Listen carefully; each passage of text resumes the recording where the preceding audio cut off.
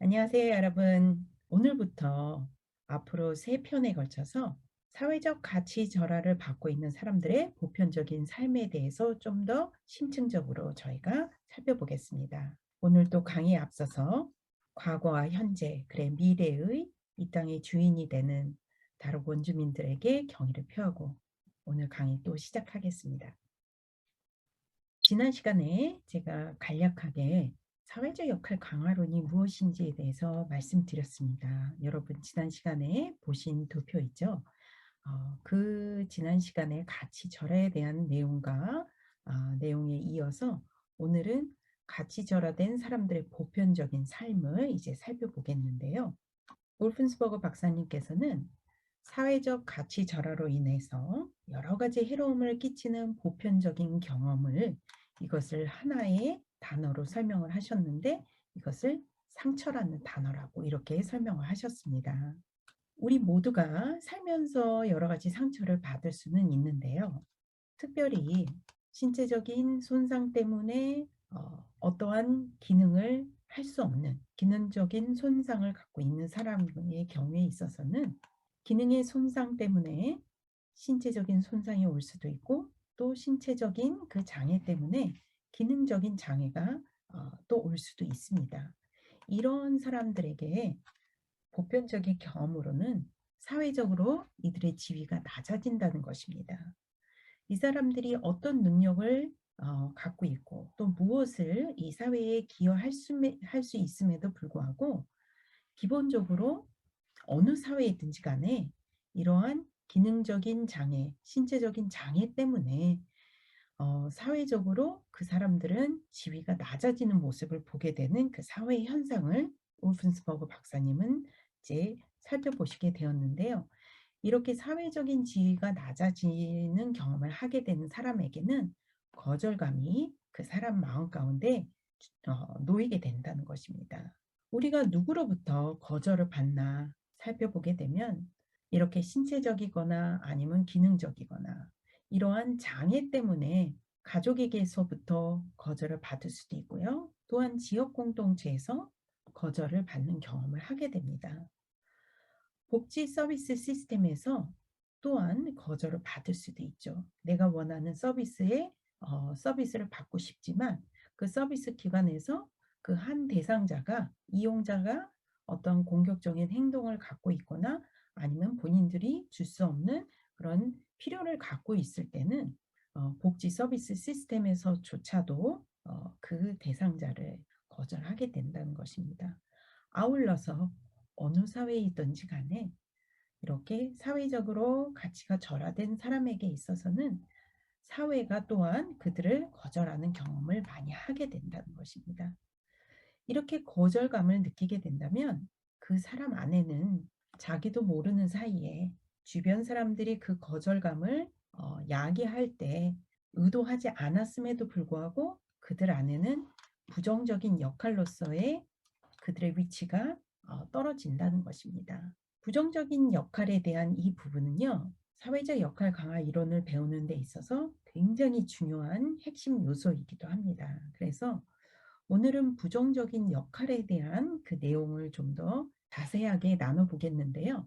사회적으로 가치 절하를 받고 있는 그런 사람들에게 있어서 대표적인 부정적인 역할 10가지를 오늘 살펴보겠습니다. 첫 번째로는 사회적으로 가치의 절하를 받고 있는 사람들은요. 사회에서, 지역 공동체에서 가족이 아니면 주변 사람들이 그 사람을 사람 이하로 주어질 때가 있다는 것입니다. 모든 사람이 그렇게 부정적인 역할을 부여하지는 않겠지만 이러한 보편적인 그런 경험을 하게 된다는 것입니다. 이 사진은요. 뉴질랜드의 마오리 족속의 사투를 연구하는 한 연구자 모습을 지금 보여지고 있는데요. 문화에 따라서 죽은 사람에 대한 그 시신이나 아니면 그 영혼에 대해서 굉장히 소중히 여기는 그런 문화들이 있죠. 이 호주의 원주민 문화 역시도 돌아가신 분에 대한 이름은 언급하지 않게 되어 있습니다. 그만큼 백인이 이 마오리 그 원주민들을 향해서 자신이 더 우월하기 때문에 이들에게 사회적인 가치 절하를 했기 때문에 이렇게 행동을 하는 모습이라고 할 수 있습니다. 중국에서는 굉장히 많은 장기 밀매들이 이루어진다고 우리가 들어왔죠. 사회적으로 굉장히 고립이 되어 있고 가치가 절하된 그런 사형수나 아니면은 부모가 없는 그런 고아들의 그런 장기들을 이렇게 비밀리에 밀매한다라는 그런 뉴스를 우리가 보게 됩니다.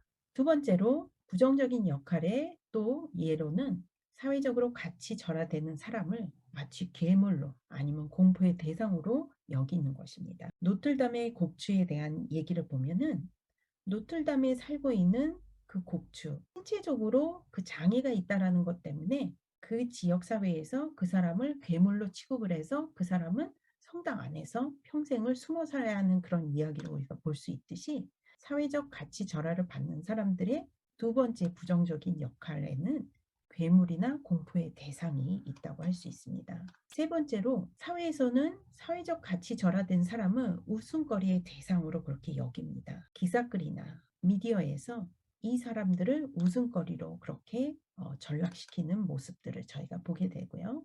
네 번째로 장애인에게 많이 이루어지는 일인데요. 불쌍한 존재로 그들의 역할을 전가시키는 것입니다. 다섯 번째 역시도 굉장히 많이 해당되는 거죠. 장애를 갖고 있거나 아니면 노인들, 부모가 없는 고아들, 이런 사람들을 사회적 가치 절하를 받은 그룹이라고 할 수 있는데요. 이 사람들은 마치 봉사의 대상으로 다른 이들에게 부담을 주는 존재로 그렇게 부정적인 역할을 준다는 것입니다. 여섯 번째로 아이와 같은 존재. 본인의 나이와 상관없이 지적 장애 때문에 영원히 태어나서 죽을 때까지 영원한 아이로 여겨지는 그런 부정적인 역할이라고 할 수 있는데요. 노인을 향해서 다시 아기로 되돌아간 그런 존재처럼 그 노인으로서 그 나이에 맞게 대하는 것이 아니라 이런 부정적인 역할로 그 사람을 대하는 경험들을 사람들이 보편적으로 한다는 것입니다. 일곱 번째로 서비스 이용자. 태어나서 죽을 때까지 사회 서비스를 이용하는 사람으로 그리고 모든 것을 다 도움을 받고 복지를 받아야만 하는 그런 서비스의 대상으로 여기는 경우도 있다는 것입니다. 장애인의 경우에 있어서도 많은 경우에 가족들조차도 태어나서 죽을 때까지 무조건 도움을 받아야 하는 대상으로 여길 수 있다는 것입니다. 여러분, 우리 모두가 서비스를 이용하는 사람입니다. 여러분도 미용실에 가서 미용실의 서비스를 받는 고객의 역할도 있고 또 핸드폰 가게에 가서 핸드폰을 살 때 그 서비스를 받는 서비스 이용자이죠. 그런데 장애인이라든지 노인이라든지 이렇게 사회적으로 가치가 절하된 사람들은 국가의 세금으로 운영하는 그러한 영구적인 서비스의 이용자로서 그 역할이 가치 있는 그런 소비자의 역할이 아니라는 것입니다. 여덟 번째로 많은 경우에 정신질환을 갖고 있는 사람을 병든 자로, 물론 정신질환 때문에 그 사람들이 어떤 순간에 아픈 모습을 보일 수 있죠. 그렇지만 조현병을 갖고 있는 사람조차도 하루에 24시간 내내 조현병 증상을 보여지지는 않습니다. 그리고 365일 매일매일 그 증상이 나오는 것이 아니거든요. 이렇게 정신질환이든지 또 지적 장애든지 아니면 신체적 장애를 가진 사람을 마치 병자 취급을 하는 것. 이거 역시도 가장 보편적인 부정적인 역할이라고 할 수 있습니다. 아홉 번째로 쓰레기와 같은 존재 아니면 그 인생이 포기된 존재. 이렇게 또 여겨지는 경우가 많이 있는데요. 신체적인 어떤 그 장애 때문에 아니면 지적인 장애 때문에 그 사람의 인생이 포기된 존재로 그렇게 여겨지게 된다면 그 사람의 인생을 통해서 부정적인 역할들이 더 강조되기 때문에 이 사람 삶 자체가 행복한 삶 그리고 사회에 기여할 수 있는 그런 역할들로서 생활하지 못하게 된다는 것입니다. 마지막 열 번째로 마치 이미 죽은 것과 다름없는 존재 그리고 죽는 것이 더 나은 존재라고 이렇게 여겨지는 경우들이 있는데요. 노인을 향해서 병실에서 지금 투병하고 계신 그런 아픈 분들에게 사회에서 아니면 주변에서 저 사람은 태어나지 말았어야 됐다. 저 사람은 이미 죽은 것과 다름없는 사람이다. 라는 표현을 많이 씁니다. 실제로 치매에 걸리신 부모를 향해서 나는 이미 우리 부모가 죽은 거나 마찬가지다. 나를 알아보지도 못하기 때문에 저 여자는 내 엄마가 아니다. 라고 이렇게 직접적으로 표현하는 그런 보호자들도 병원에서 많이 보게 됩니다. 10가지의 부정적인 역할의 예를 들어 드렸는데요.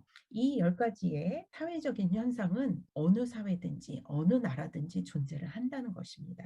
복지가 아무리 잘 돼 있는 호주라고 할지라도 이 10 가지의 모습은 동일하게 50년 전이나 2022년 지금 이 시간이나 이 10 가지의 부정적인 역할을 부여하고 또 그렇게 사람들을 대우하는 그런 모습들을 우리 사회 속에서 늘상 보게 됐는데요. 여러분 이 10 가지의 내용을 여러분께 왜 강조를 해 드리냐면요. 여러분이 장애를 갖고 있는 자녀나 아니면 장애를 갖고 있는 가족의 구성원을 지원하고 그리고 장애를 갖고 계신 그런 사람들에게 서비스를 주는 서포트 워커나 아니면 코디네이터나 사회복지사나 특수교사나 이러한 역할에 여러분이 놓이셨을 때 '아 나는 이 사람을' 또 이 주변에 있는 사람들은 이 이용자를 이 장애인분을 또 이 정신질환을 갖고 사시는 이분을 이러한 부정적인 역할로 대우하거나 간주하지는 않는지 여러분이 항상 주의 깊게 살펴보셔야 합니다. 여러분이 모르는 사이에 여러분이 미처 예리하게 분석하지 않는 사이에 많은 경우에 여러분의 도움을 받고 여러분의 지원을 받는 분들은 이러한 부정적인 역할 속에 살고 계신다는 것입니다. 다음 시간에는요. 계속해서 이 가치절하된 사람들의 보편적인 삶이 어떻게 펼쳐지는지 좀 더 계속해서 이야기를 이어나가겠습니다. 오늘은 이 10 가지에 대한 부정적인 역할의 내용에 대해서 여러분 꼭 숙지해 주시고요. 다음 시간에 다시 또 뵙겠습니다. 오늘 또한 참여해 주신 여러분께 감사드립니다.